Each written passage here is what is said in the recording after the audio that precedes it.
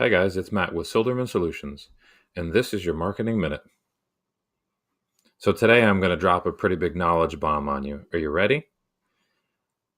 Today we're talking about Google's new social network, and I have air quotes around new because you probably know about it, but I bet you're not thinking of it as a social network.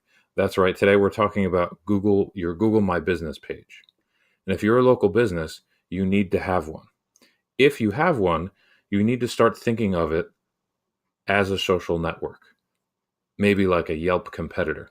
Think of it this way. If I told you about a service that offered the ability to post and share pictures, the owners could share videos, where you can write reviews, where users can ask questions and reply to each other's questions like they're in a forum, where the users can directly message the business, and then the business can post offers and links and special coupons that expire, well, you'd say to me, sure, that's a social network.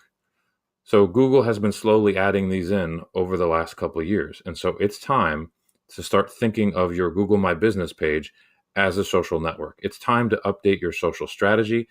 It's time to start planning posts, planning a strategy, and checking it regularly. And if you do, you're going to see tremendous growth of your local business. Thanks, guys. Have a great one. Take care.